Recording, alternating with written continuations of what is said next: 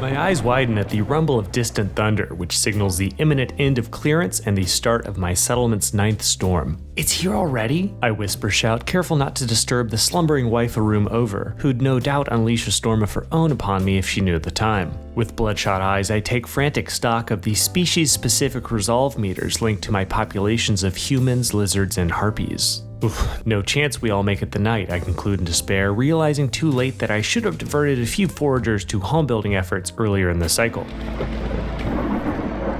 With a crash, the storm descends upon my now homeless denizens with a ravenous fury befitting veteran difficulty, and in moments I lose a dozen souls. What remains of my sad, sopping wet survivors incur heavy debuffs, neutering their productivity and choking my already dwindling resource stream. Really should have robbed that quirky merchant of his valuable resources when I had the chance. Resolve plummets well beyond the point I could mitigate it with the game's favor species button, prompting a mass exodus of disgruntled survivors. Well, I guess that's it, I grumble, resigned to reloading an old save and starting anew. That is, until out of nowhere the merciful Settlement Complete Victory screen pops up to my pleasant surprise. 'Twould seem so engrossed was I in against the storm's violent cycle of sun and storm, that I completely lost track of how full my reputation meter was, having filled it throughout the settlement's hour and a half of existence by carving down trees to open up new glades, completing the mysterious events they housed, and using their new resources to complete orders for the Scorched Queen. Speaking of her fiery highness, goodness was she growing impatient with my short reign as this settlement's viceroy. Had I taken any longer, surely heads would roll.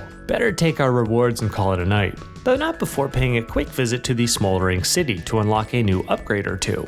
After last game, slowing down our fussy queen's rate of impatience sounds smart, and speeding up those slowpoke survivors as they dawdle from resource to repository back to resource would be nice. Not as nice, however, as improving the rate at which my hearth burns fuel. It almost extinguished a couple games back after all. And yeah, a 1% yield boost to round things out, because why not? Okay, I'm done. Plenty of time to grind more levels tomorrow. Then again, if it's past midnight, it already is tomorrow, so no.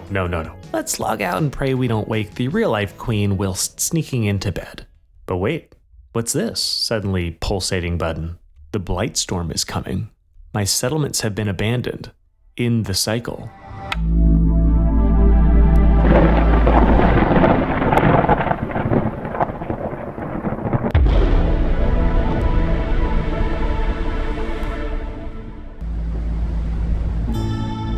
Well, it'd be a shame to end there. What are you still doing up? Nothing.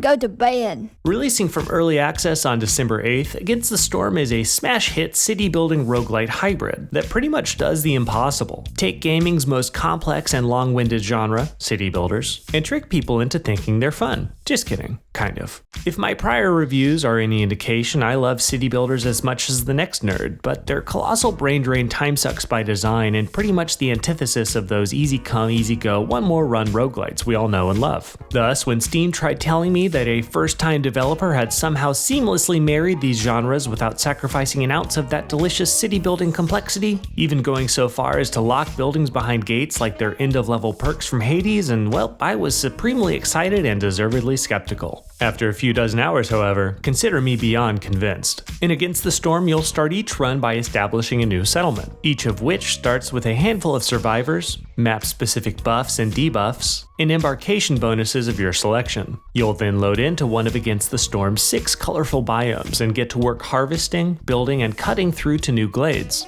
Glades present players with a fascinating trade-off. Opening one unlocks new resources and maybe even a time-sensitive event, all while decreasing your queen's impatience. But going full-blown eco-terrorist is, to no one's surprise, frowned upon by the forest, which finds its own ways to even the score. As if juggling these 3 meters, reputation, impatience, and hostility, wasn't enough, Against the Storm requires you to time your base building efforts around the storm itself. Fail to properly prepare for the storm during easy, even relaxing periods of drizzle and clearance, and the game will make you question your sanity, especially on higher difficulties. Speaking of, Against the Storm sports at least 20 increasingly challenging prestige tiers after you beat a run on the hardest Viceroy difficulty, so masochists rejoice. At this point, channel stands are probably wondering what happened to all the scores. There, happy?